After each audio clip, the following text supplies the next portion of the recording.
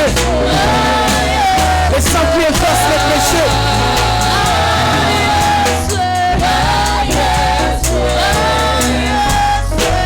Sanctifie-moi par ton sang ce matin, Seigneur Jésus. Sanctifie-moi par le sang de la justice ce matin, Seigneur Jésus. Jésus.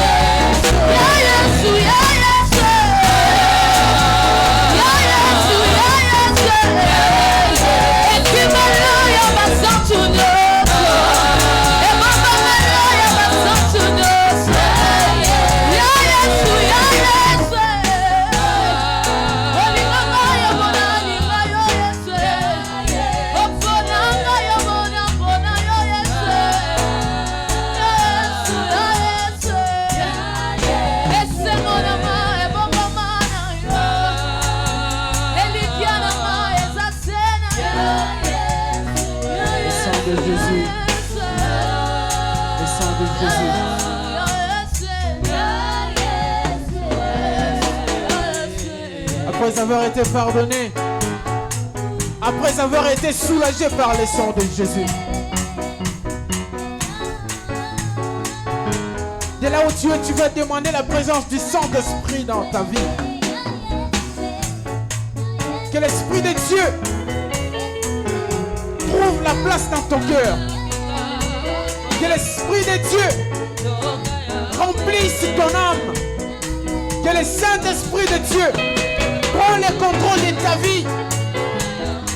Que l'Esprit de Dieu conduit ta vie pour que tu ne puisses pas tomber à nouveau dans le péché.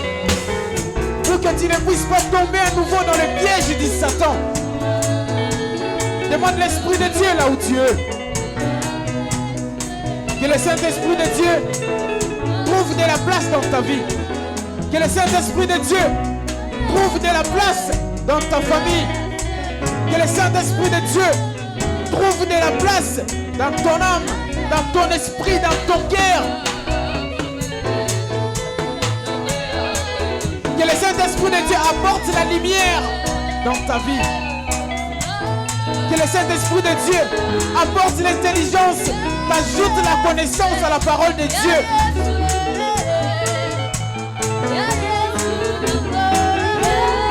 Que le Saint-Esprit de Dieu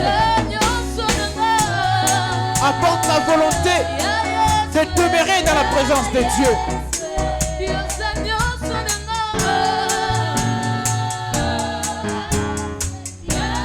Prie de là où tu es, mon frère, ma soeur. Saint-Esprit de Dieu, j'ai besoin de toi dans ma vie. Apporte la lumière. Apporte la lumière, l'Esprit de Dieu. Éclaire mon âme, Saint-Esprit de Dieu. Éclaire mon esprit. Apporte la lumière dans mon cœur. Apporte la lumière dans mon cœur, Saint-Esprit de Dieu. Apporte la lumière dans mon église, Saint-Esprit de Dieu. Apporte la lumière dans le cœur de tes serviteurs, Saint-Esprit de Dieu. Éclaire nos vies, Saint-Esprit de Dieu. Éclaire nos chemins, Saint-Esprit de Dieu. Éclaire nos ministères, Saint-Esprit de Dieu. Augmente la soif de servir Dieu Tout-Puissant dans nos cœurs. Augmente-nous la soif de te construire un temple éternel de Tout-Puissant. Augmente, Seigneur de Tout-Puissant, la soif de demeurer dans ta présence, Seigneur Dieu.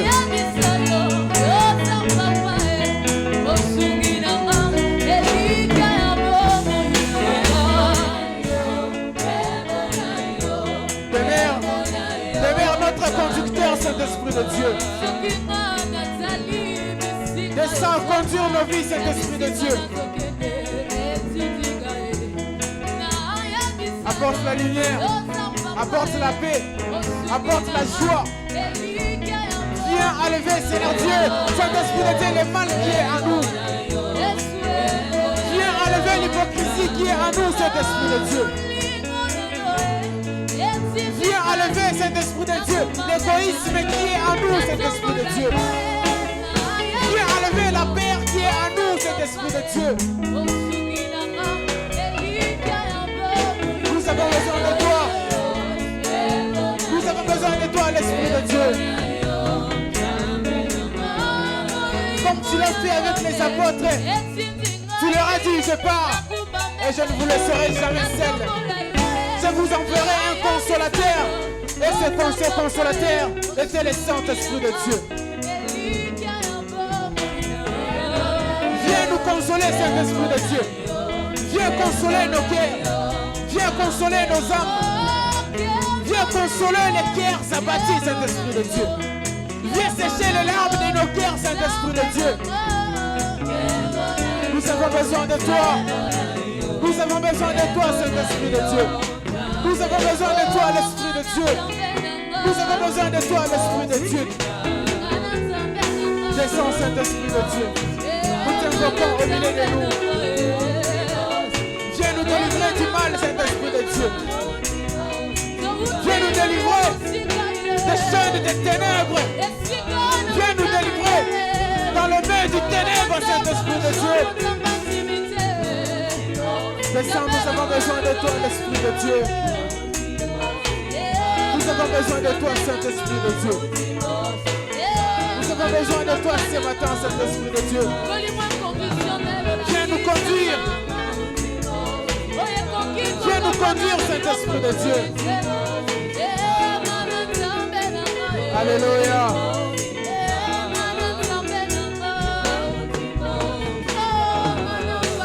Regarde cette sœur qui a beaucoup pleuré. Regarde cette maman qui a beaucoup pleuré. Regarde ses frères qui a beaucoup pleuré, Saint-Esprit de Dieu.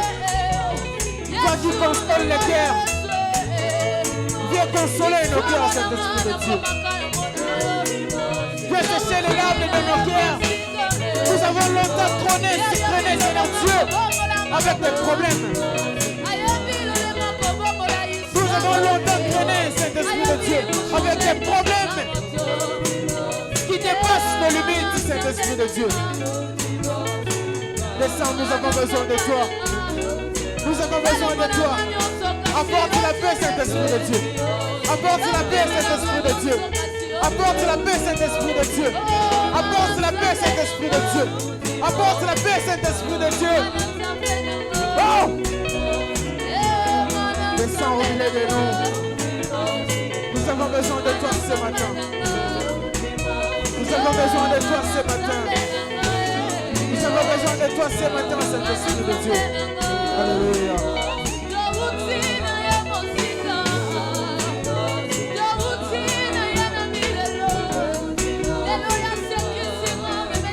Nous avons besoin de toi, Saint-Esprit de Dieu. Parle à Dieu, parle à Dieu, parle à Dieu. Parle à Dieu. Voilà l'occasion qui est donnée ce matin, mon frère, ma soeur. L'occasion t'est donnée de parler à Dieu. Le Saint-Esprit est là. Le Saint-Esprit est là au milieu de nous. Dis-lui tes problèmes. Qu'est-ce qui te dérange? Qu'est-ce qui te tourmente? Qu'est-ce qui te dépasse? Parle à Dieu, il est là au milieu de nous. Il est là au milieu de nous. Il est là au milieu de nous. Parle à Dieu, mon frère, ma soeur. L'Esprit de Dieu est là. Qu'est-ce qui ne va pas dans ta vie? Qu'est-ce qui te dérange? Qu'est-ce qui fait que tu n'aies pas la paix? Quels sont ces problèmes qui tourmentent ta vie? Quels sont ces problèmes qui te dérangent autant de fois? Quels sont ces problèmes qui te dérangent autant de fois? Notre Dieu est capable. Il est capable de terminer ces problèmes qui te dérangent. Il est capable de te donner la paix. Il est capable. Il est capable. Notre Dieu est capable.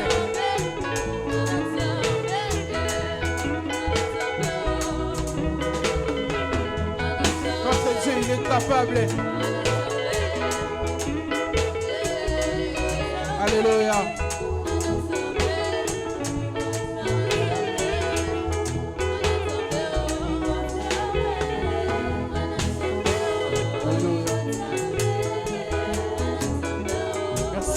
Jésus. Merci Seigneur Jésus. Là où tu es, tu vas commencer à adorer Dieu. Dis à Dieu merci. Dis merci à Dieu pour ces moments. Pour ces moments que nous avons passés ici en Céline. Merci Seigneur Dieu Tout-Puissant. Merci d'avoir écouté et exaucé nos prières, Seigneur. Merci d'avoir écouté et exaucé nos prières. La Bible me dit, tout ce que vous demanderez en priant, croyez que vous le verrez ici et vous le verrez s'accomplir. Je crois, Seigneur Dieu, à la prière qui a été faite ici ce matin. Au nom puissant de Jésus-Christ de Nazareth. Amen. Amen. Alléluia. Est-ce que tu peux acclamer le Seigneur Dieu Tout-Puissant? Acclame très fort pour le Seigneur Dieu. C'est lui qui t'a donné la vie. C'est lui qui t'a donné la force. Amen. Alléluia. Il est bon notre Dieu Tout-Puissant. Amen. Nous allons laisser la place à la chorale. Ils vont nous conduire à la louange. Et juste après, nous allons passer à la prédication. Place à la chorale. Est-ce que tu peux acclamer Dieu? Est-ce que tu peux acclamer Dieu? Est-ce que tu peux t'élever? On va louer le Seigneur. Est-ce que nous pouvons nous élever? Est-ce que tu peux quitter les mains? Tokumisa Yesu.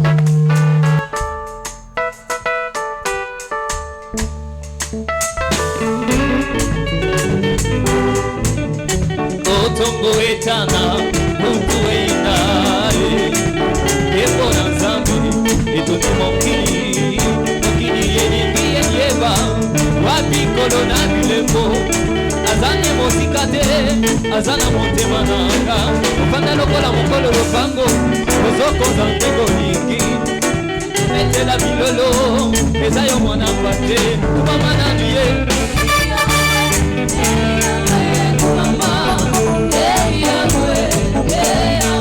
Kumama nandu Yesu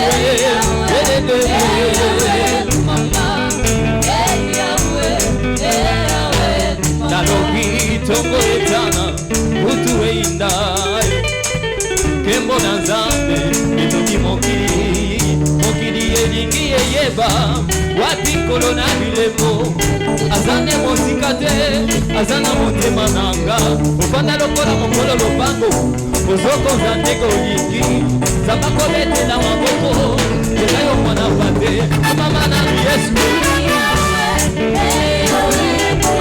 Yesu na wa Kumama na Yesu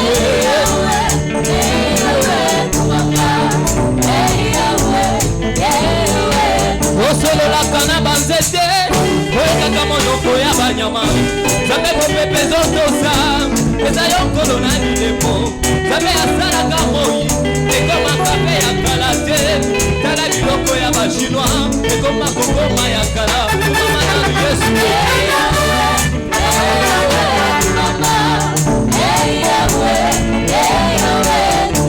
Yesu na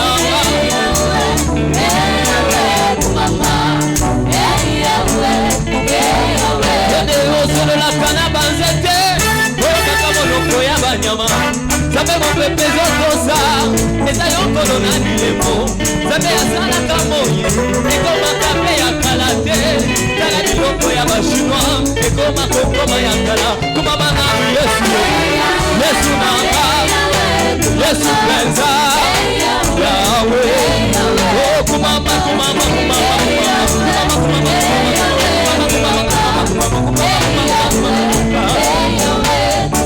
Pesa maboko Maboko Maboko Pesa maboko Maboko Oh Yahweh Yahweh Yahweh Yahweh Yahweh Yahweh Yahweh Yahweh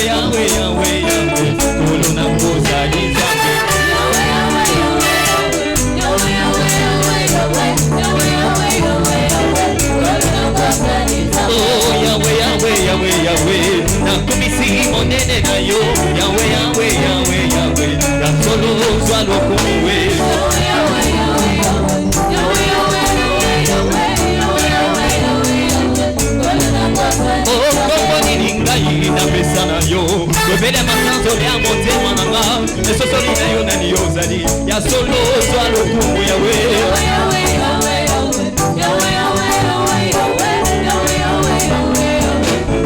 oh nous te louons tu es Dieu qui notre pour nous louer si ce n'est pas toi louons tu es Dieu qui notre pour nous oh nous te louons tu es Dieu qui notre pour nous louer si ce n'est pas toi louons tu es Dieu qui notre pour nous louer si ce n'est pas toi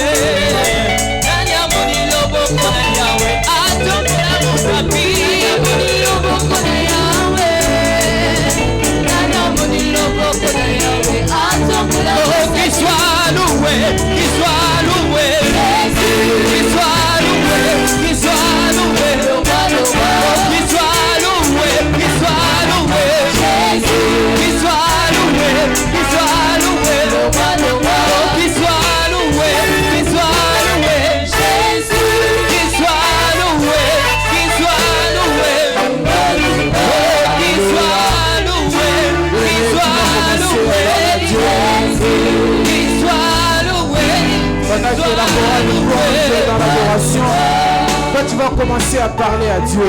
Pendant que la chorale nous plonge dans l'adoration, toi tu vas commencer à parler à Dieu. Dieu te parler. Que sa parole donne la lumière dans ta vie. Que sa parole soit comme la nourriture qui va nourrir ton esprit.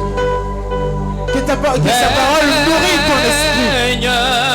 Que sa parole donne la lumière dans tes projets. Jésus, que la parole de Dieu réconforte ta vie. Que la parole de Dieu aille des chemins dans ta vie. Que la parole de Dieu donne la lumière dans ta vie chrétienne.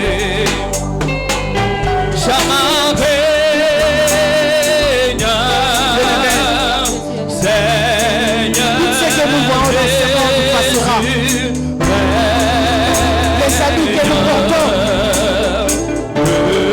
les téléphones de grande marque que nous avons, les voitures que nous conduisons, les maisons que nous construisons, tout passera. Mais la parole de Dieu restera éternelle.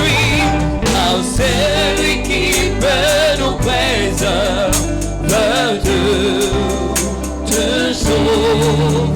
Sois fort, Dieu, je te parle, et gloire. Que cette parole donne de la lumière dans ma vie. Que cette parole touche mon cœur. Que ta parole change ma vie. Que ta parole change ma façon de croire. Que ta parole augmente la foi dans ma vie. Que ta parole augmente l'amour que j'ai pour toi dans mon cœur. Que ta parole, Seigneur Dieu Tout-Puissant, me donne encore la force de t'aimer.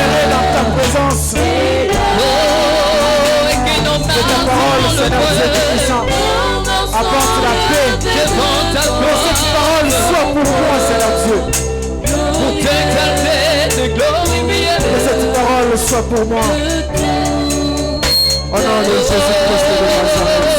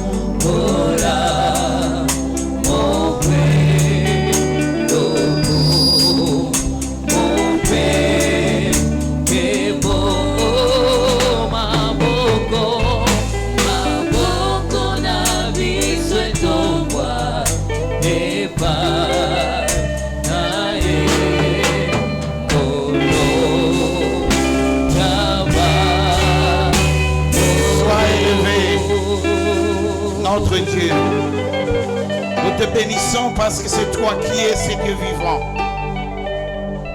Dieu auprès de qui, Seigneur, nous conférons tout. Dieu est notre salut et Dieu qui nous parle. Je bénis ton nom, Seigneur. Je te loue pour ta bonté.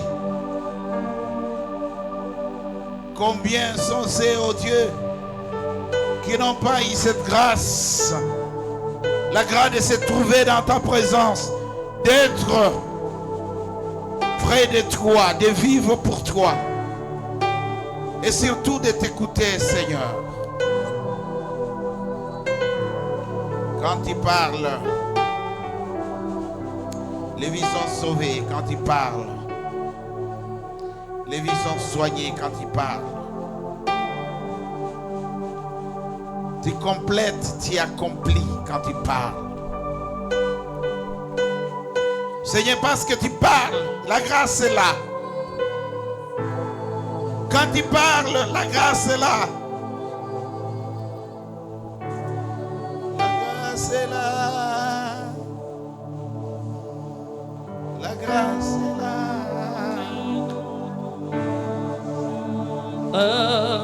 Sa main nous touche. La grâce est là. Sa main nous touche. Sa grâce est là. Sa grâce est là. Sa main nous touche. Sa main nous touche. Sa main nous touche. Sa grâce est là. Sa grâce est là. Sa main nous touche. Sa main nous touche. Sa main nous touche. Son esprit est là. Son esprit est là. Son esprit est parmi nous. Oh, sa main nous touche. Sa main nous touche.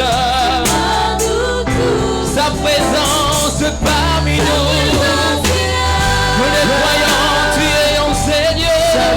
Nous le confessons.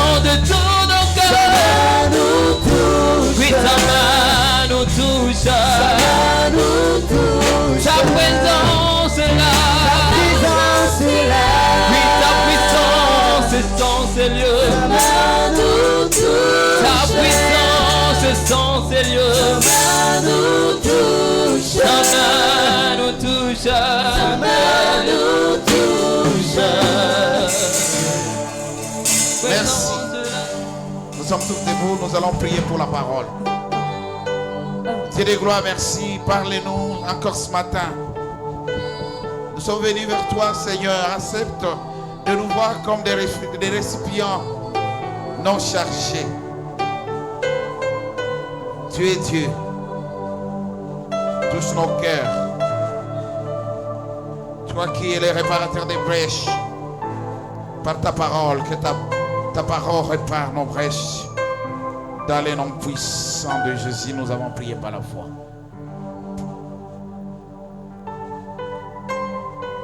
Parle à mon cœur, parle à mon âme.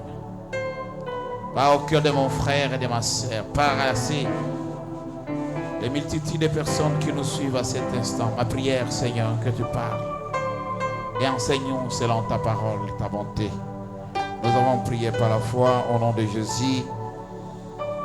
Amen.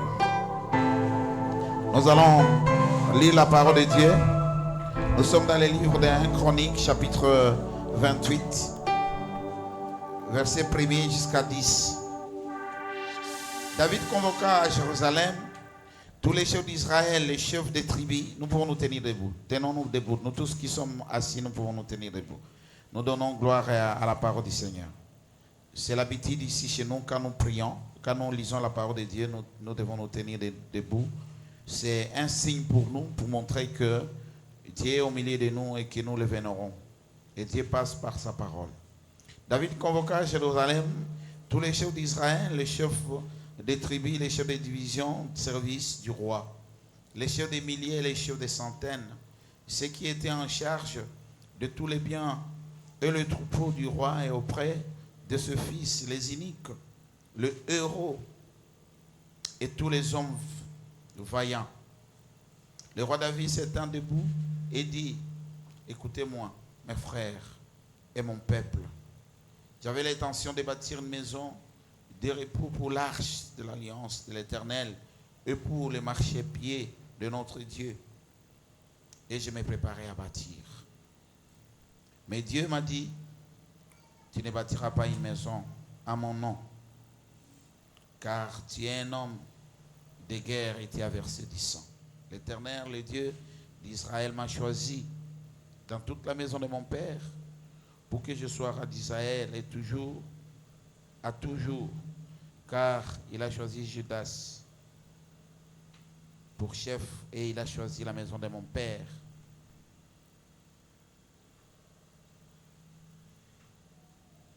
Dans la maison de Juda.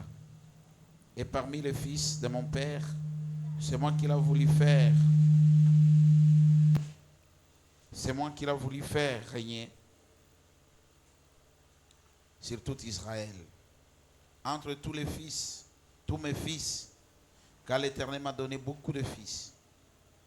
Et il a choisi mon fils Salomon pour le faire asseoir sur le trône du royaume de l'Éternel sur Israël.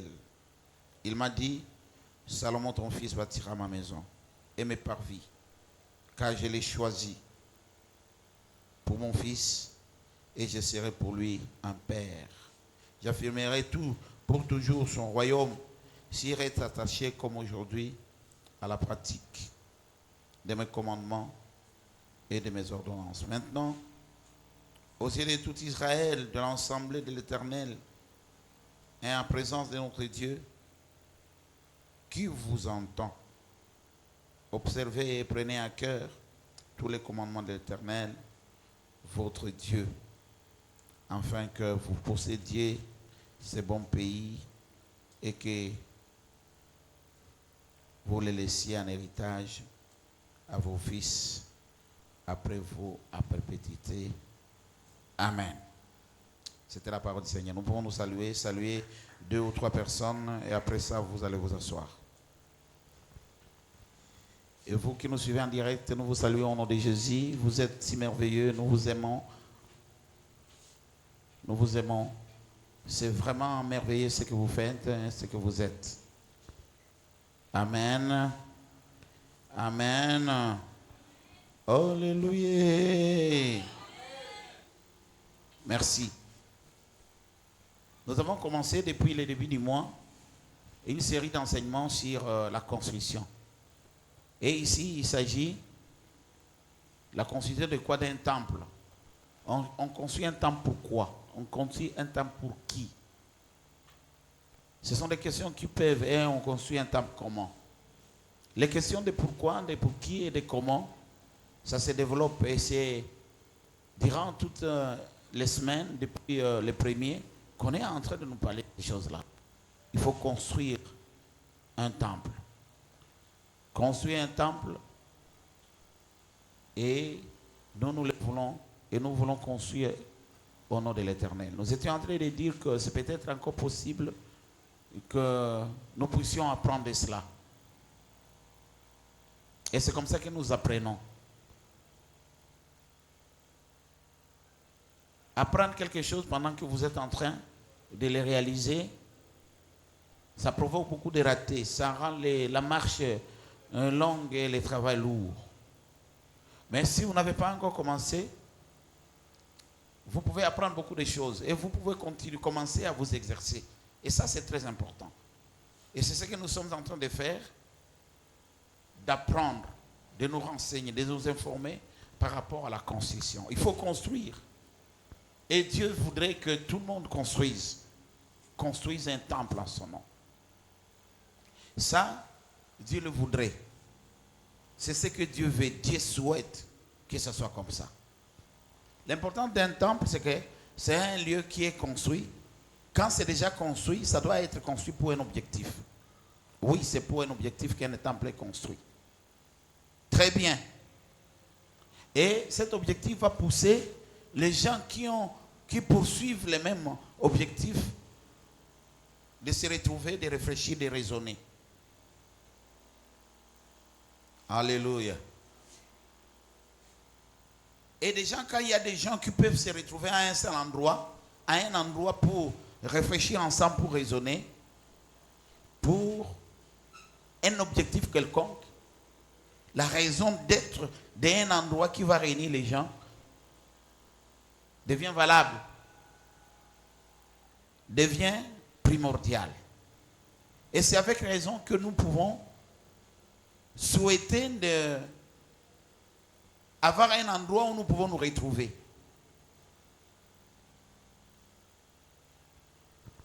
Il y a des gens pour qui l'église est vitale pour eux.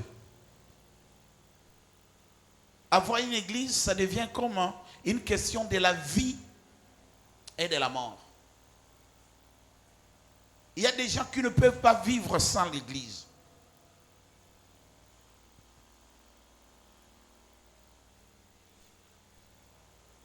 C'est aussi comme ça qu'il y a des gens qui ne pouvaient pas vivre sans les temples. L'église, oui. L'église nous amène à une dimension invisible, une dimension spirituelle, une dimension non palpable. L'église nous amène dans cette dimension-là. Mais aussi l'église, c'est une union, une assemblée, un regroupement, une réunion, une union de personnes. D'abord, pour qu'il y ait l'union, je vais réunir les gens. Il faut, la première des choses qui va passer dans votre tête, c'est de savoir où est-ce que on va se retrouver avec ces gens.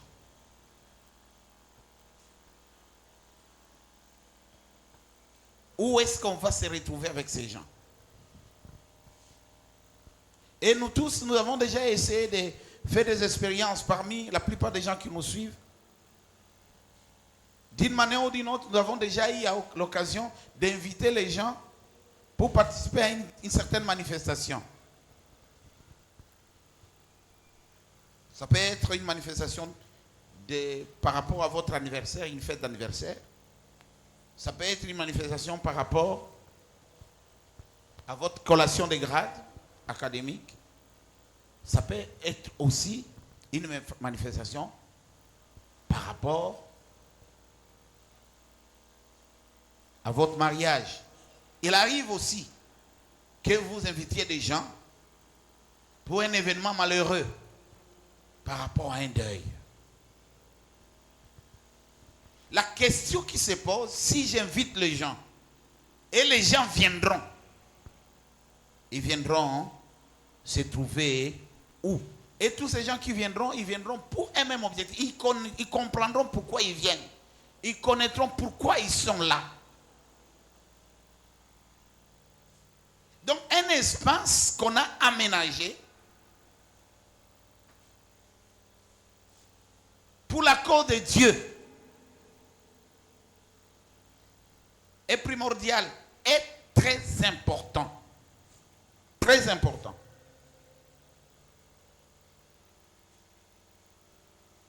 Oui, on a un espace. Il y a des espaces que les gens louent. Vous avez loué et momentanément. Même si vous avez loué pour une période aussi longue que ça peut vous convaincre que vous pouvez continuer comme ça ne vous appartient pas, comme c'est vous qui n'avez pas construit, vous n'avez pas bâti ça, vous n'avez pas la dernière décision, vous n'avez pas les derniers mots.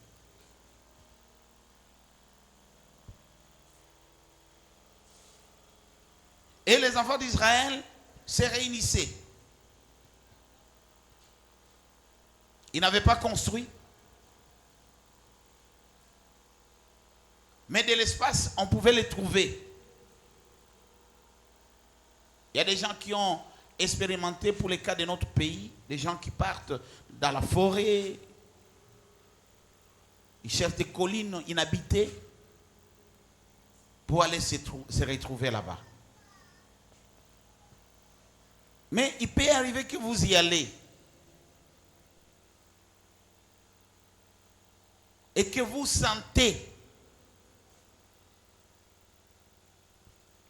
que le climat n'est pas bon, propice. Il y a des gens qui fuient dans la précipitation pour s'abriter et se protéger. Et c'était comme ça plusieurs fois.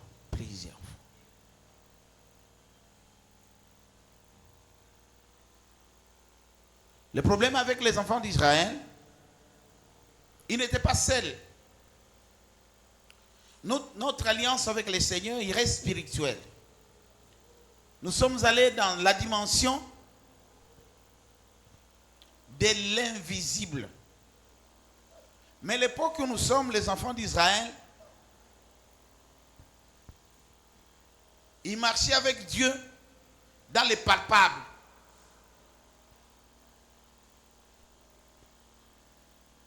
Pour que Dieu fasse, il doit voir. Est-ce qu'ils n'avaient pas de foi, ces gens-là? Pourtant, ils demandaient à voir. Pour que quelqu'un fasse, il doit voir. Il va avoir des preuves. La parole de Dieu ne suffisait pas. Et il fallait qu'il y ait quelque chose qui le soutienne. Et Dieu a fait pour eux une arche.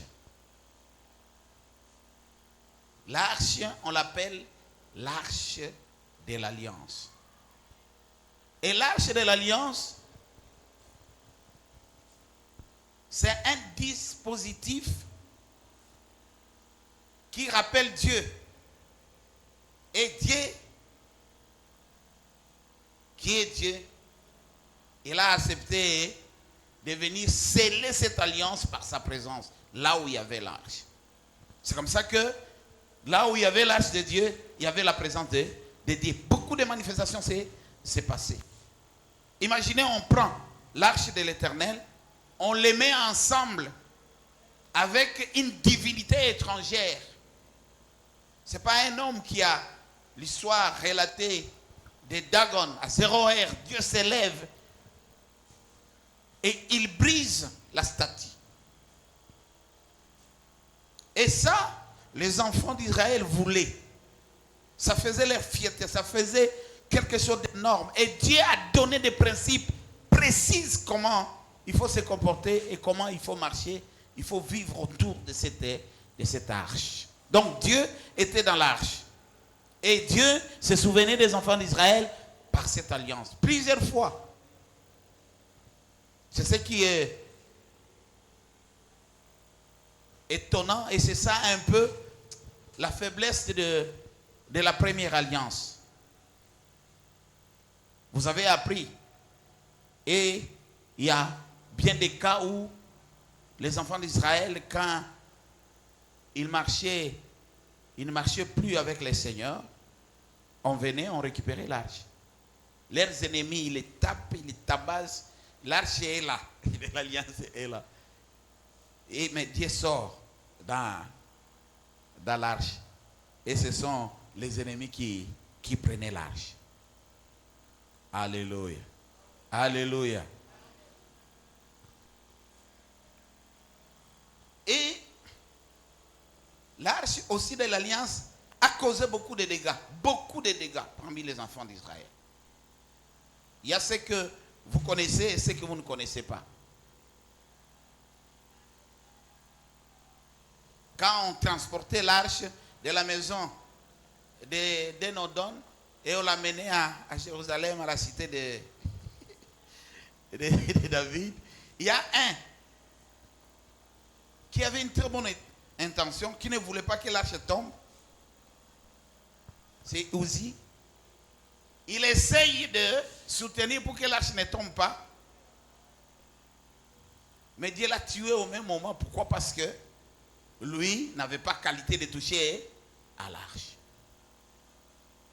Donc l'arche, ça devait être quelque chose qu'on devrait garder. Et qu'on devrait isoler des hommes, des communs, des mortels. Pourtant, l'arche, c'est quelque chose de physique. Alléluia. Quelque chose de palpable. Si c'est palpable et que c'est une arche, la curiosité est ça. C'est Dieu qui a créé l'homme comme ça. Voudrait que tout le monde voudrait essayer un peu de toucher. Je vais d'abord essayer. Qu'est-ce qu'il y a là-bas? Qu'est-ce qu'on cache là-bas? Généralement, c'est ce qu'on interdit aux gens de ne pas faire. Malheureusement, c'est ce qu'ils font. Ils font toujours. Et à l'église, qu'est-ce que nous disons? Nous disons, arrêtez le péché. Croyez à la bonne nouvelle. Fouillez la sorcellerie, l'idolâtrie, l'impudicité. Fouillez ces choses-là. Dieu n'aime pas. Ne vivez pas dans l'alcoolisme. Ne vivez pas dans l'ivrognerie. Ne vivez pas dans la débauche. Ne vivez pas dans la colère. Ne vivez pas dans la désunion. Ne vivez pas dans ces choses-là. Dans la fornication. Ne vivez pas. Alléluia. Le monde a déjà entendu ces messages-là. Et c'est chaque jour qu'ils entendent ces messages-là. Mais nous vivons, nous continuons à vivre dans ce qu'on nous interdit de faire. L'arche de l'alliance. Et il arrivait que quand ça arrive, les gens se réunissent. Il faut se réunir autour de l'arche. Vous êtes à côté. Tout se faisait là où il y avait l'arche.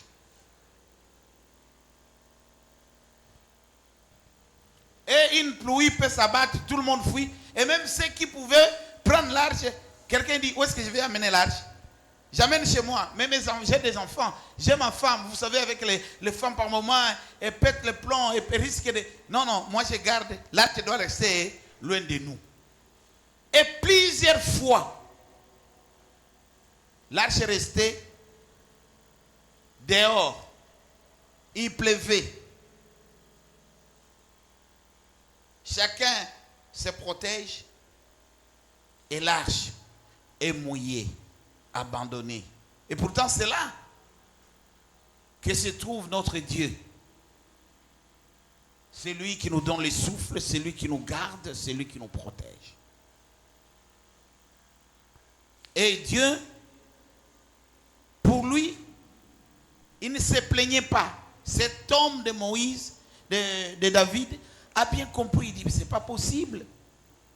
Dieu m'a retiré très loin.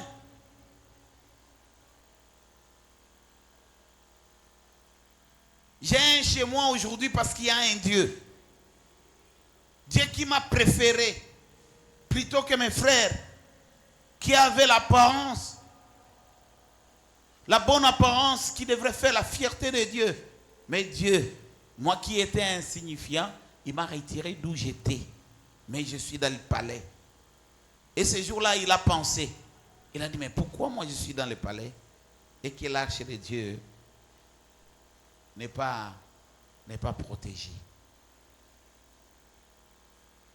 En réalité, quand on construit les temples, et quand on a construit les temples, l'idée première, c'était de protéger l'intérêt de Dieu. L'idée première, c'était de protéger la nature de Dieu. L'idée première, c'était de protéger et de garder la présence de Dieu pour que le Seigneur nous fasse encore du bien.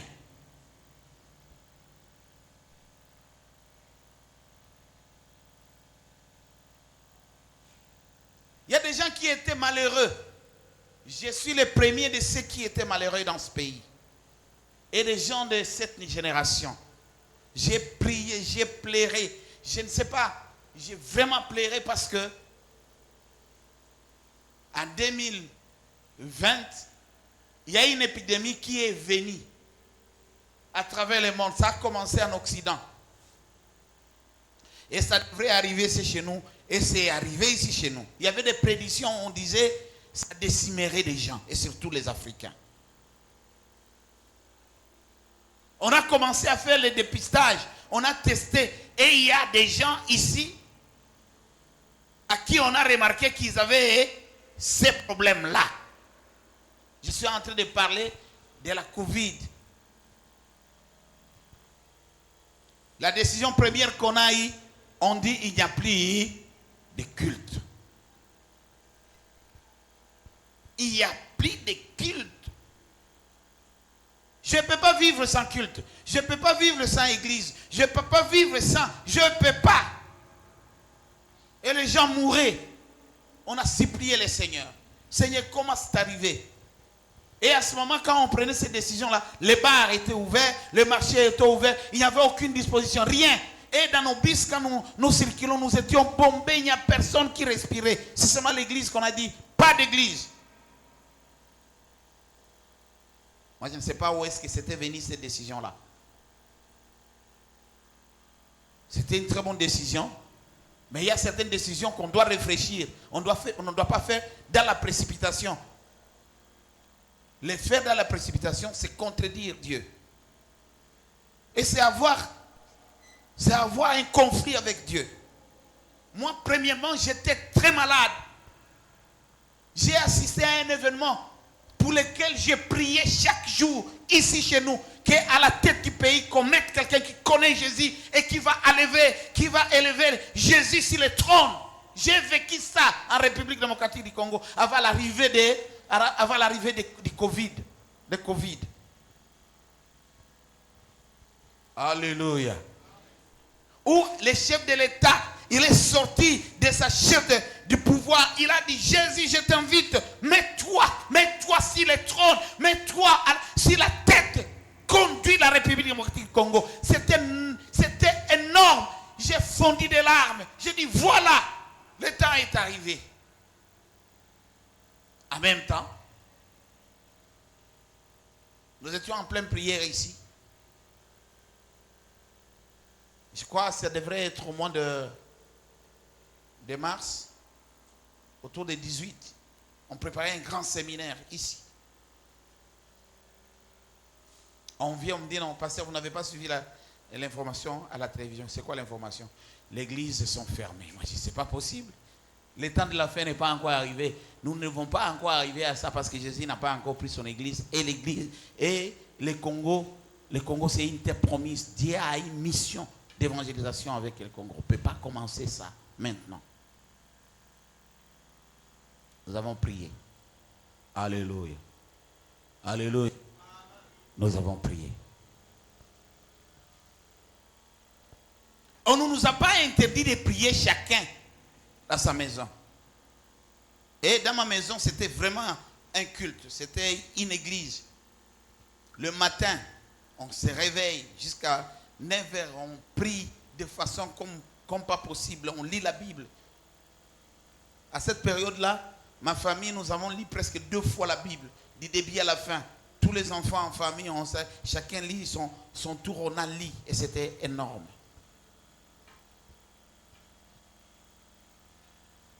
Et c'était même à cette période-là que le Seigneur a dit,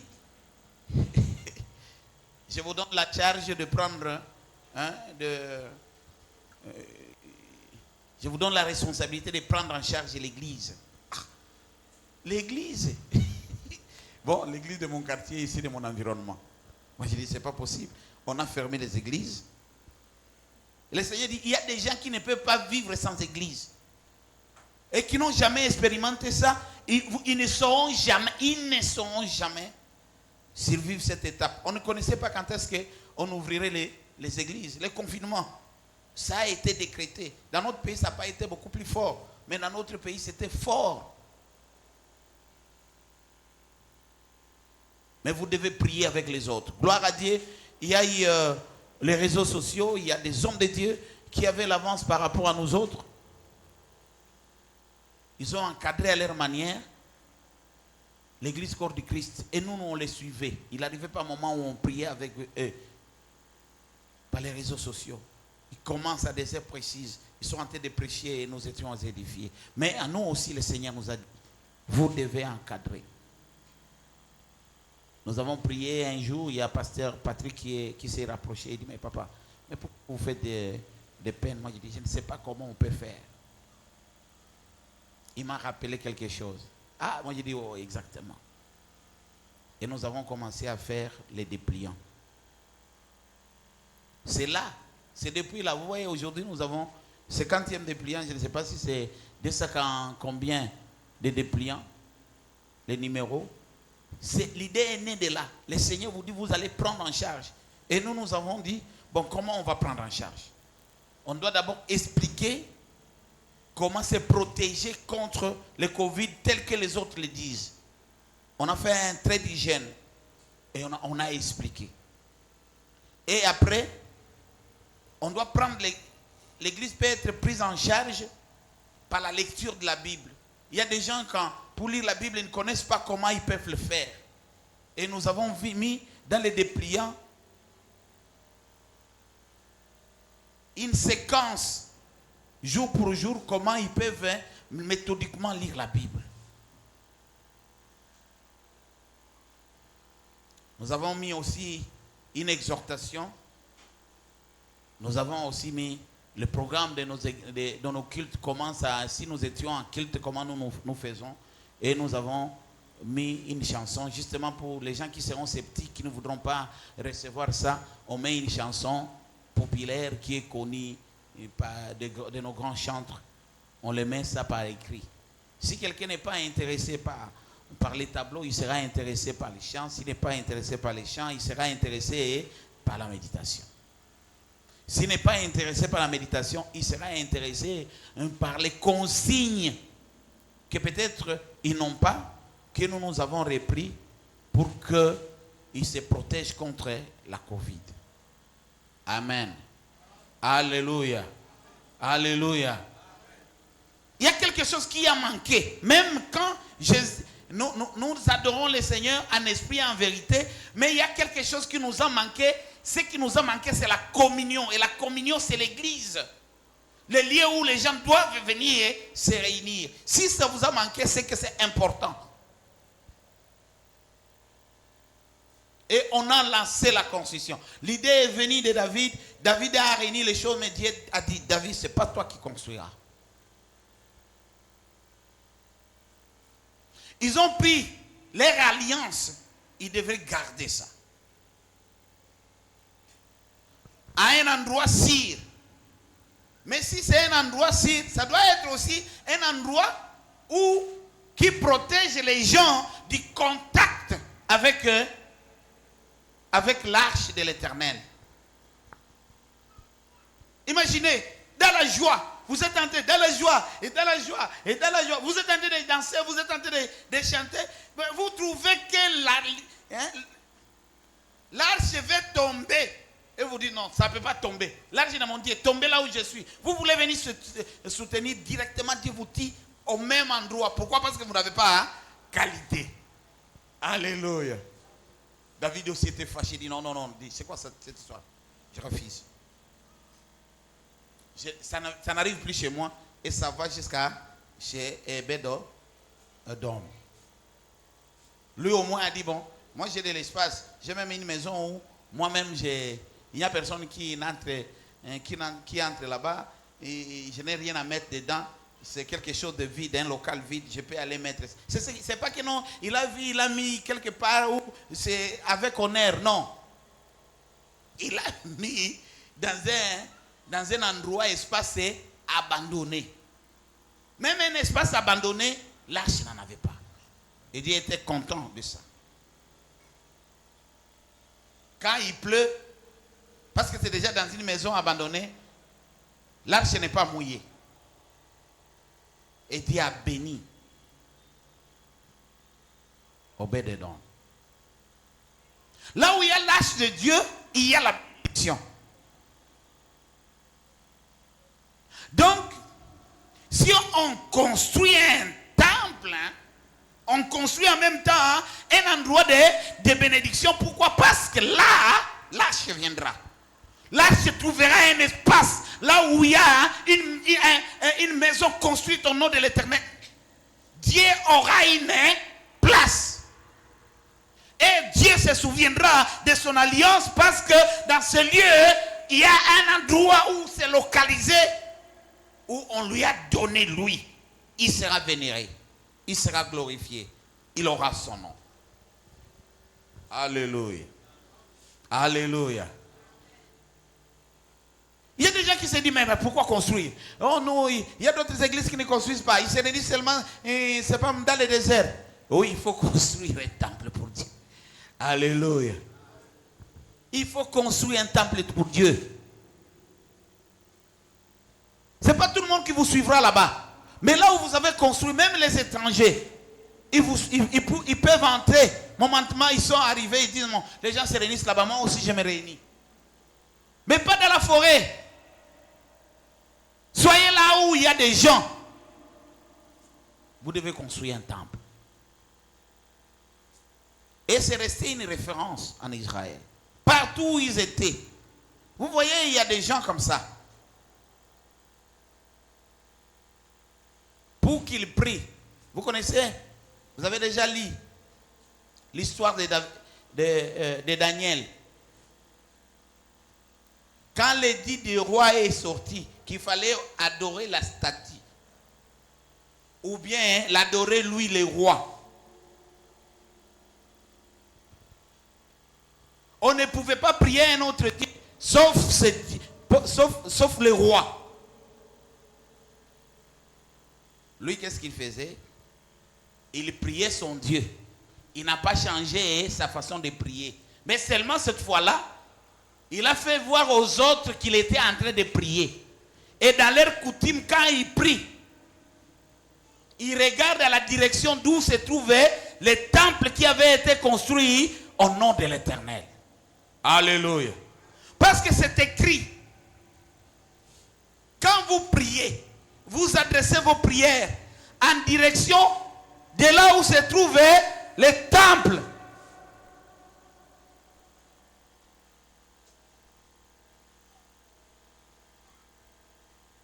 Vous ne comprenez même peut-être pas, mais c'est comme ça. Les gens regardent où se trouve le temple. Le temple se trouvait à l'est.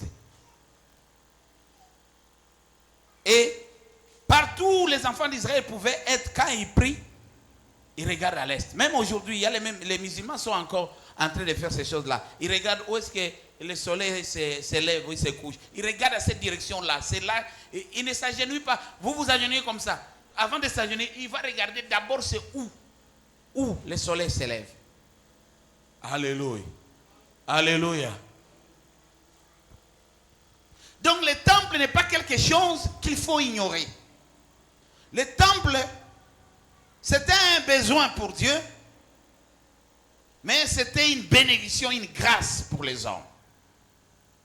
Ceux qui construisent les temples, ils ont une grande bénédiction. Il y a des gens qui disent, mais pourquoi construire? Dieu, oui, la Bible le dit. À bien des endroits dans la Bible, c'est clair, Dieu n'habite pas dans la maison construite par les mains d'hommes. Pourquoi? Parce que vous êtes un temple de l'Éternel. Je suis un temple. Notre cœur est le temple de Dieu. C'est vrai.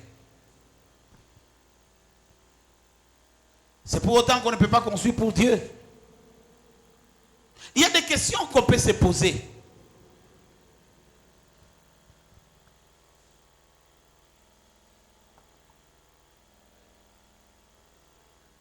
On dit la demeure de Dieu, ça doit être une demeure éternelle. Ce n'est pas cette demeure-là, quand on vient, on tire, et puis il y a des gens même qui brillent, il peut y avoir une explosion, il y a des gens qui peuvent venir fermer.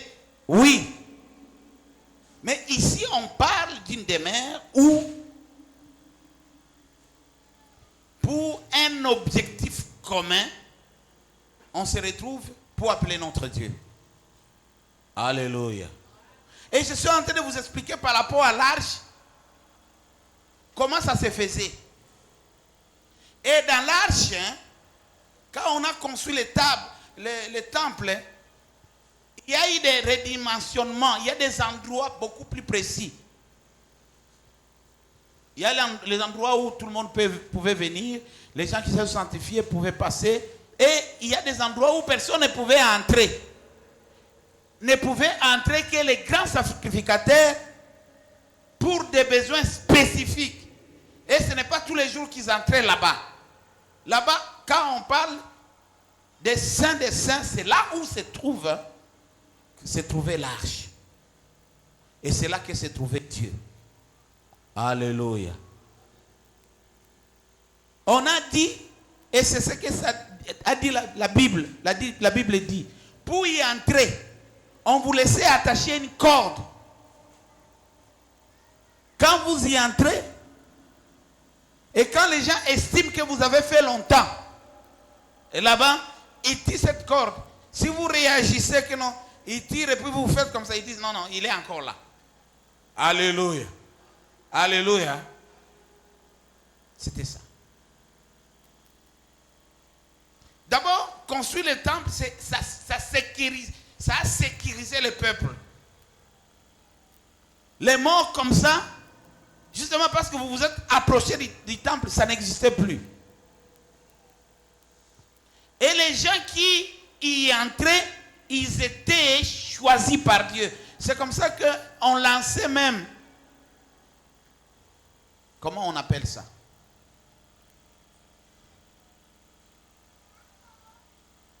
On jetait les sorts pour savoir qui est sélectionné. Nous connaissons le cas de Zacharie, le père de Jean-Baptiste. Il était le dernier à entrer dans les liens très saints avec le mécanisme des cordes et il était sorti muet. Il ne parlait plus. Donc, quand on approche quelque chose comme ça, Dieu doit être protégé, il doit être vénéré, il doit être gardé. Tellement qu'il est saint, vous avez noué une alliance avec quelqu'un qui est puissant, qui peut vous faire du bien si vous marchez avec lui. Et si vous ne marchez pas avec lui, vous pouvez être détruit. Alors, il faut mettre Dieu dans un environnement où les gens sont sécurisés de lui. Alléluia. Et où, en même temps, à côté de Dieu, on doit apprendre aux gens comment marcher avec lui. Parler des choses de Dieu là où il y a la présence de Dieu. Et les gens ont construit, on construit. Les détails comment on construit? On est en train de nous enseigner. Mais, moi je vais voir quelque chose. C'est comme si je suis pressé de vous parler des choses alors qu'on n'a pas encore terminé. Je voulais en réalité vous parler pas de la construction, parce que la construction, il faut construire. Il faut qu'il y ait un temple. Je suis en train de penser que je parle à des gens qui savent que le temple ne se construit pas lui-même. Ce sont des gens qui ont une attitude, qui ont de l'abnégation. Il y a des gens comme ça.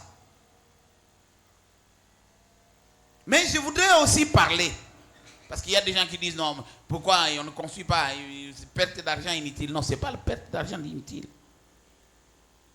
Ce n'est pas une perte d'argent inutile. Il y a l'arche, et l'arche doit être gardée.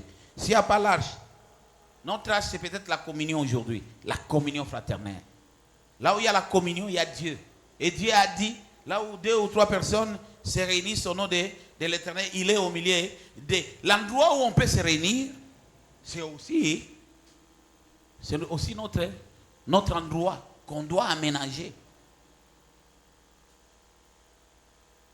Notre arche, il reste spirituel aussi longtemps que des personnes qui aiment Dieu, qui regardent dans la même direction, qui sont animées par les mêmes choses, qui rêvent le ciel. Quand ils se réunissent, Dieu est au milieu d'eux. Et l'endroit où vous vous réunissez régulièrement, ça doit être un endroit où on parle des choses de Dieu, où on enseigne des choses de Dieu, qu'on doit aménager, et Dieu veut que ça soit comme ça. Construire un temple, c'est très important. Je voulais dire, oui, la demeure de Dieu, c'est une demeure éternelle. Nous savons que Dieu n'a ni commencement ni fin, ça c'est vrai. Et aussi, on peut dire que Dieu n'habite pas dans des maisons construites par les mains d'hommes, c'est vrai. Pourquoi? Parce que ce que l'homme fait n'est pas parfait. Dieu, s'il veut se construire, par sa parole, ça se fera. Mais construire pour Dieu, témoin de l'amour qu'on a pour Dieu. Construire pour Dieu demande de l'intimité qu'on a développée vis-à-vis de Dieu. Construire pour Dieu témoigne de connaître les choses de Dieu et de connaître le monde de Dieu. Alléluia. Alléluia. Les gens ne peuvent pas construire pour Dieu si ces choses-là, ils ne le savent pas.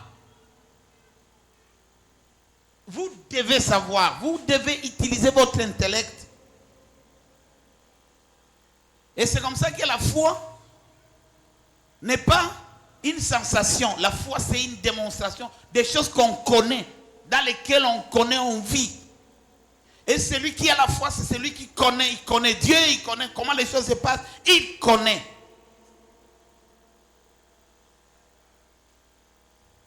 Il fait avec son intelligence. Il a analysé. Et il délibère, il dit, je le ferai pour Dieu. Parce qu'il connaît. Il y a des gens qui n'ont pas de foi. Qui ont des simulacres de foi. J'ai senti. Et même pour le Saint-Esprit, j'ai senti. Non, non. Le Saint-Esprit, vous devez savoir qu'il doit habiter en moi. Alléluia. Alléluia. Et quand vous prierez, vous aurez la conviction de dire, parce que j'ai prié, ça arrivera. Les autres peuvent ne pas croire, mais vous croirez que non. Parce que j'ai prié, ça va arriver. Et vous croyez ça. Même si les gens vous disent non, mais ce n'est pas arrivé, ce n'est pas arrivé. Vous savez que ça arrivera. Et quand vous avez déjà une foi qui atteste des choses comme ça, la finalité, ça finira par arriver.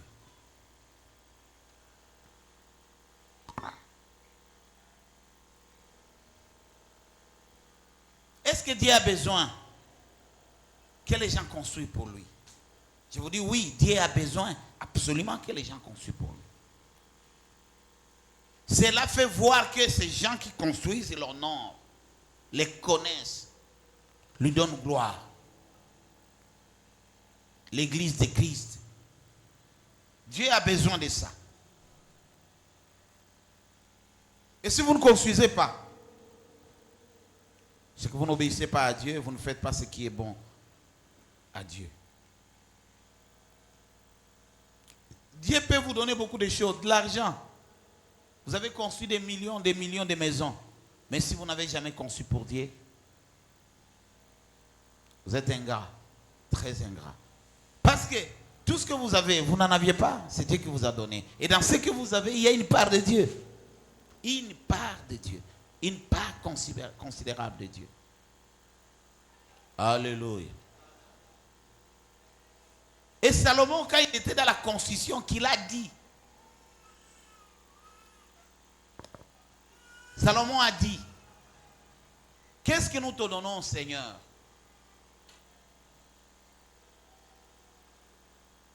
Un Chronique chapitre 29, verset 14, il dit, nous n'avons rien à vous donner. C'est le peu que vous nous donnez. De ce peu-là que nous prenons aussi les peu que nous vous remettons. C'est comme si ce qui vous revenait vous revient encore. Il y a des gens qui ne connaissent pas ça. Est-ce que nous pouvons acclamer pour la voix du Seigneur?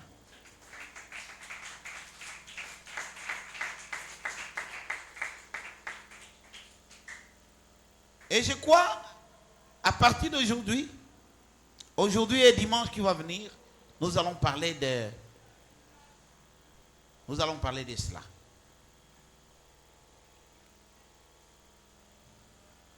Quand vous construisez un temple, attendez-vous à des surprises agréables de la part de Dieu. La maison construite au nom de l'Éternel surprend beaucoup de gens en bien. C'est au premier culte que j'étais en train de dire, quand vous construisez pour l'Éternel, Dieu construira pour vous. Même si vous ne construiriez jamais dans votre vie, vous là, on vous regarde pour les gens qui savent lire les étoiles, et ils regardent, non, celui-ci, il n'aura pas de maison. Mais si vous avez construit pour l'Éternel, vous aurez une maison. Alléluia.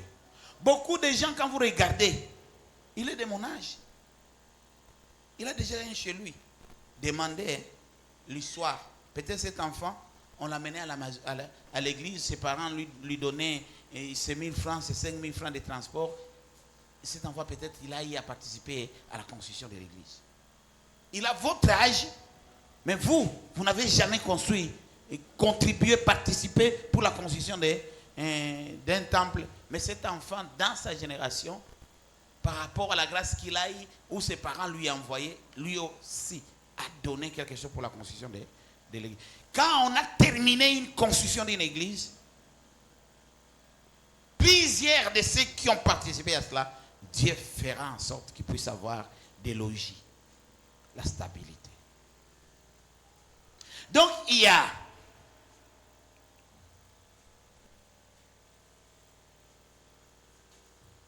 une maison construite au nom de l'Éternel peut nous surprendre à bien des égards. On va lire, on va continuer les dimanches. Je crois que je vais clôturer les mêmes dimanches. Nous lisons d'abord des Chroniques.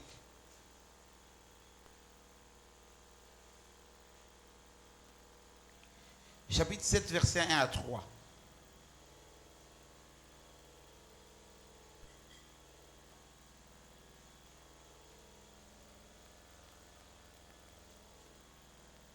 Il faut dire à votre voisin, vous les regardez, vous dites, la maison construite au nom de l'Éternel nous réserve bien des surprises agréables. Nous réserve bien des surprises agréables. La maison construite au nom de l'Éternel. Chez moi, même les petits titres là qu'on a écrits, approbation divine démontrée par le feu. Lorsque Salomon y a achevé de prier, le feu descendit du ciel et consumant l'holocauste et les sacrifices, et la gloire de l'Éternel remplit la maison. Les sacrificateurs ne pouvaient entrer dans la maison de l'Éternel car la gloire de l'Éternel remplissait la maison de l'Éternel. Tous les enfants d'Israël virent descendre le feu et la gloire de l'Éternel sur la maison. Ils s'inclinèrent le visage contre terre sur les pavés, adorèrent et louaient l'Éternel en disant: car il est bon, car sa miséricorde dure à toujours. On peut acclamer pour la gloire du Seigneur. Dieu déverse sa miséricorde. Dieu déverse sa bonté. Dieu déploie sa divinité dans une maison construite au nom de l'Éternel. Où les gens, Dieu a créé les sacrifices des hommes et des femmes qui se sont livrés, qui se sont empêchés, qui se sont sacrifiés et qui se sont privés pour qu'une maison soit érigée au nom de l'Éternel. Alléluia. Alléluia.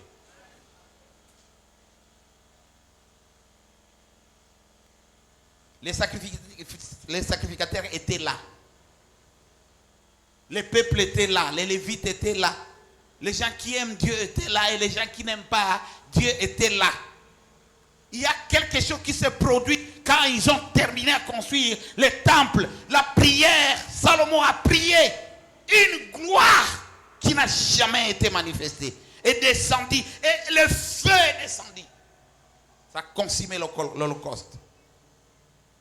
Une gloire à telle enseigne que les sacrificateurs, les gens qui devraient œuvrer dans le temple, ils n'ont pas su comment entrer parce que la gloire de Dieu, la gloire a rempli la maison, la gloire a rempli le temple, la gloire a rempli la gloire.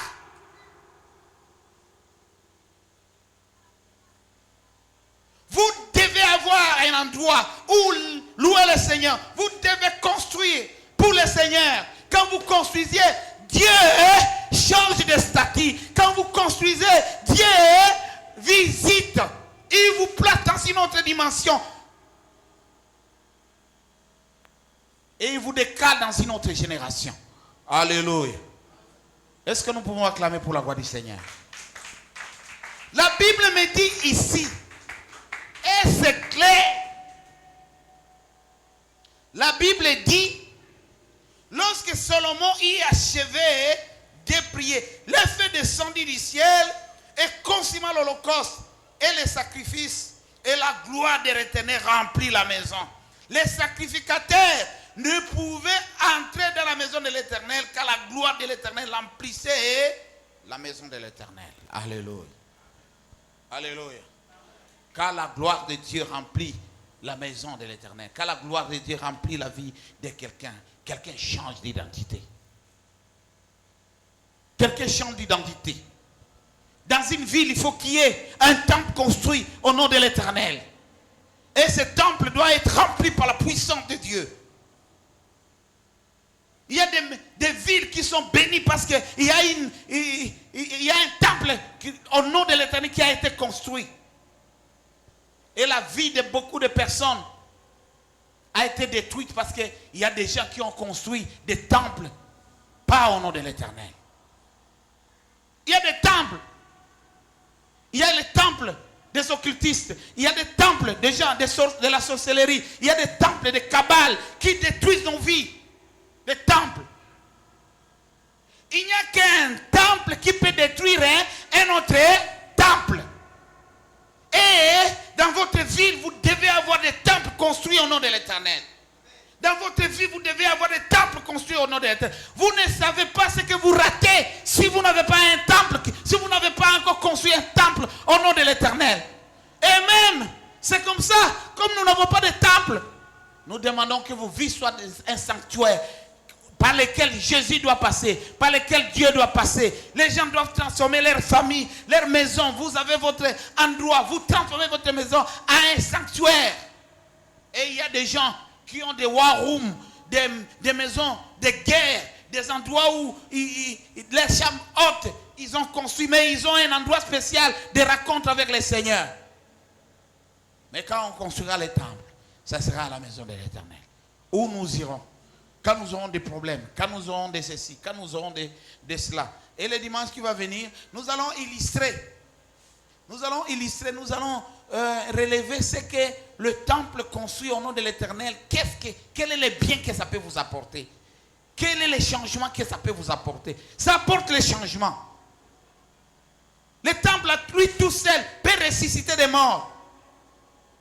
Il y a des choses qui peuvent se réaliser dans un temple, justement parce que ça a été construit au nom de l'Éternel. Ce n'est pas parce que vous êtes fort, ce n'est pas parce que vous avez de l'onction, ce n'est pas parce que vous devenez Dieu, ce n'est pas parce que vous êtes saint, mais c'est une maison où Dieu doit être là et il doit défendre son nom parce que la maison a été construite au nom de l'Éternel. Alléluia. Alléluia.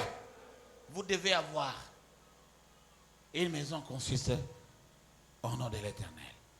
J'étais en train de vouloir dire à quelqu'un, oui, on peut construire pour l'Éternel. Et vous devez achever. Il y a des gens qui pensent construire, ce n'est pas équiper. Vous construisez, mais vous équipez aussi. Alléluia. C'est tout ça qui s'appelle construire. On ne fait pas la dédicace, on n'inaugure pas si tout n'est pas encore dedans. Et tout ça, même les effets. Il y a même des gens ici, ils peuvent dire non. Moi, je suis arrivé à l'église ici, ils avaient déjà construit. Qu'est-ce qu'il y a ici? Oui, tu peux encore construire. Alléluia.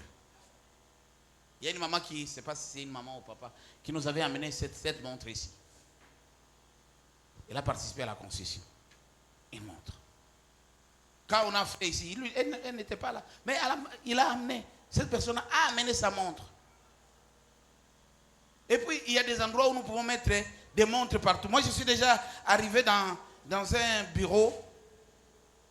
Je trouve dans ce bureau-là 6 montres. 6 montres. Et ici, on écrit Kinshasa. Ici, on écrit Gabon. Ici, on écrit Grande-Bretagne.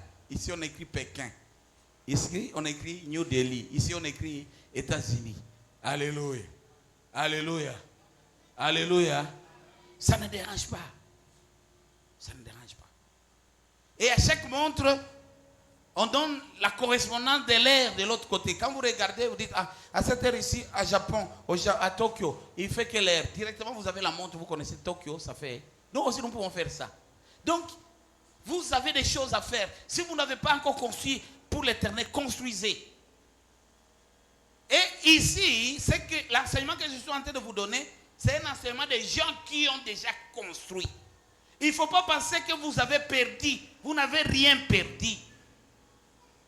Mais quand vous construisez, c'est une machine que vous lancez et qui va vous bénir. Nous allons parler de ça.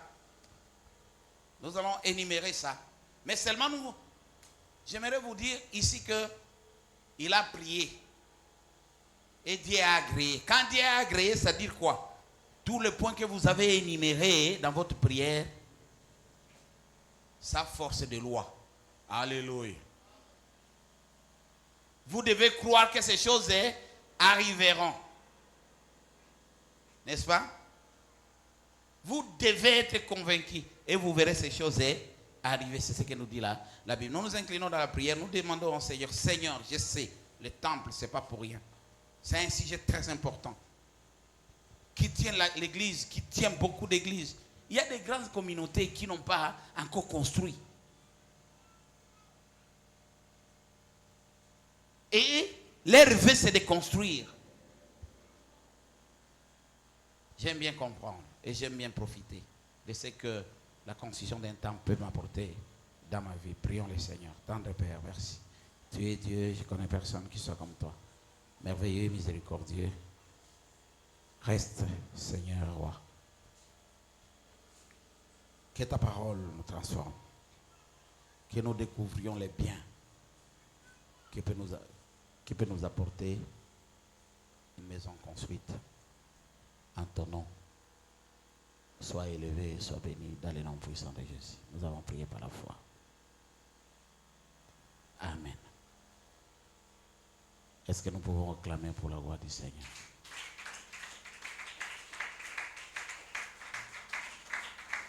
Nous offrons au Seigneur, ici nous avons la dîme, ici les offrandes, ici les transports du prédicateur, ici le social et ici les actions de grâce. Rapidement, on offre au Seigneur et que la chorale chante.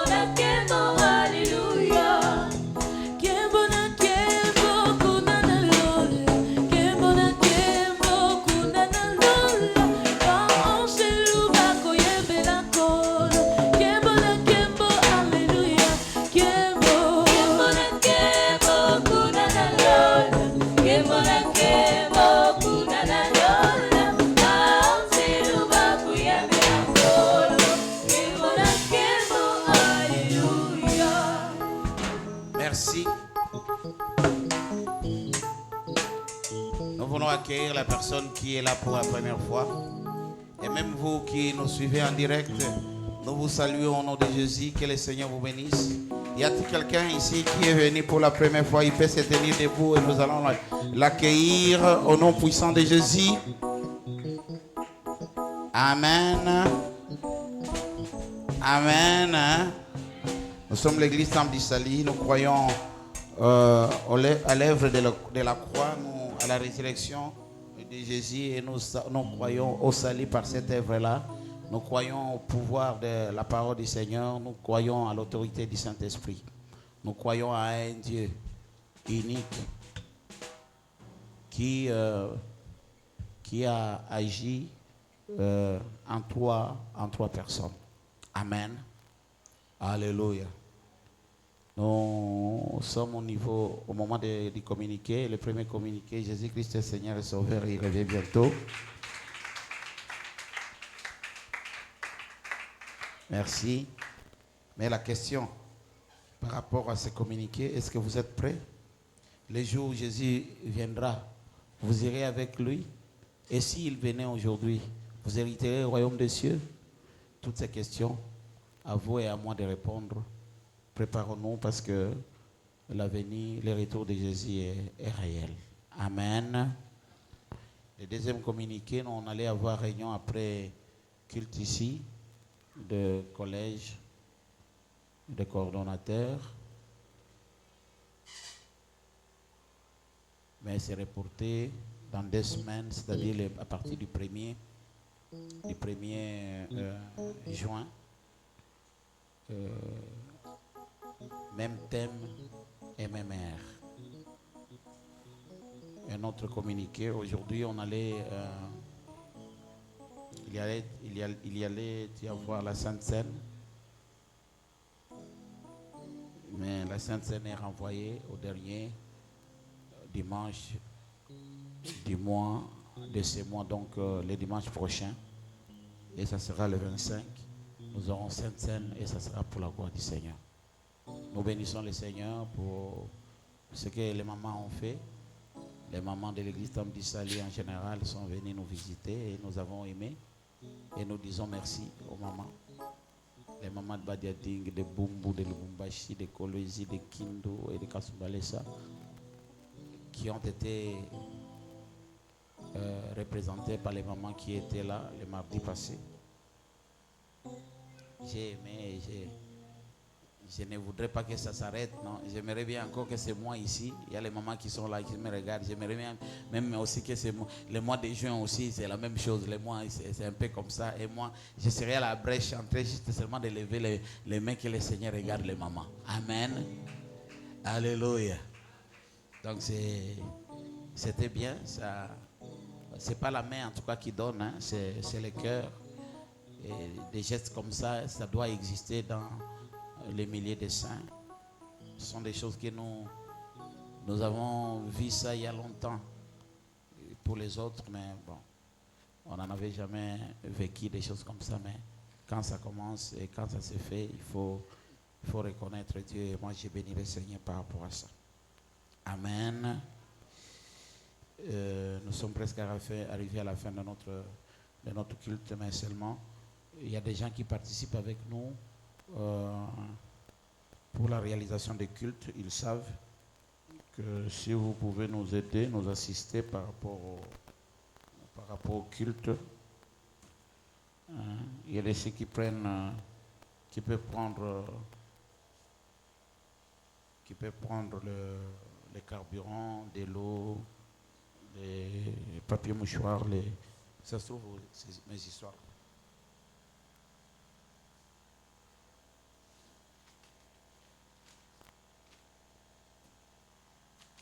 Y a-t-il quelqu'un? Y a-t-il quelqu'un qui... ouais, c'est ça ici. Voilà. Y a-t-il quelqu'un qui peut prendre pour de l'eau? L'eau, c'est 5 000 francs. 5 500 francs. Et le papier mouchoir, c'est 5 000. Non, papier mouchoir, il y a déjà quelqu'un qui a pris pour toute l'année. Papier mouchoir, on ne prend pas. Il y a de l'eau, il y a les carburants, il y a les piles. Piles, c'est 13 000, carburant, c'est 15 000. Il y a quoi encore? De l'eau, 5 500. Il y a les mégas, c'est 10 $. J'ai été surpris. Hein? Il y a un enfant de 9 ans qui a pris qui a pris pour les mégas pour 10 $. Alors que depuis que nous sommes à l'église ici, beaucoup de gens ne veulent pas prendre les mégas. Un enfant a dit non, moi, je prends toute une semaine pour que les gens qui nous suivent à travers le monde puissent suivre les cultes en direct. Et moi, je vais payer les 10 $. Moi, je vais dire, bon, chacun avec son Dieu, un enfant de 9, ça m'a étonné en tout cas grandement. Amen. Y a-t-il quelqu'un qui prend? Sinon... quoi encore? Je pense que nous sommes arrivés à la fin de notre culte. Nous sommes tous debout. Nous allons dire merci au Seigneur, lui qui a commencé avec nous et qui vient de terminer avec nous. Et pasteur Aloïs, il s'avance et il vient clôturer le culte.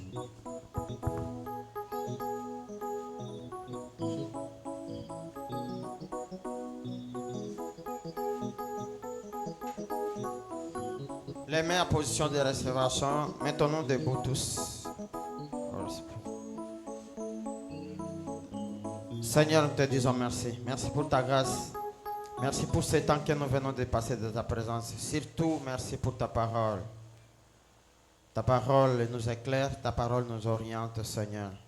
Laisse que nous soyons façonnés par ta parole et donne-nous la force à travers ton esprit, Seigneur, de mettre en pratique cette parole. Seigneur, merci parce que nous sommes venus vers toi.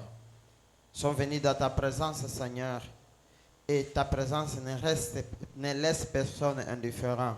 Seigneur, ta présence nous console. Ta présence nous éclaire. Ta présence nous oriente. Ta présence nous encourage. Et surtout, ta présence nous console. Seigneur, c'est comme ça que je renvoie ces peuples bénis, délivrés, Seigneur, consolés, encouragés dans le nom puissant de Jésus. Seigneur, que tu sois notre Dieu. Je te recommande les offrandes dîme, action de grâce, j'aime mon Église. Seigneur, permets que ceci contribue à l'épanouissement de ton œuvre. Merci pour tout ce que tu fais pour nous. Merci pour ta grâce et surtout merci pour ta faveur. Ainsi nous avons prié et nous disons, craignons donc, tandis que la promesse d'entrer dans son repos subsiste encore, qu'aucun de vous ne paraisse être venu trop tard. Soyez bénis au nom de Jésus.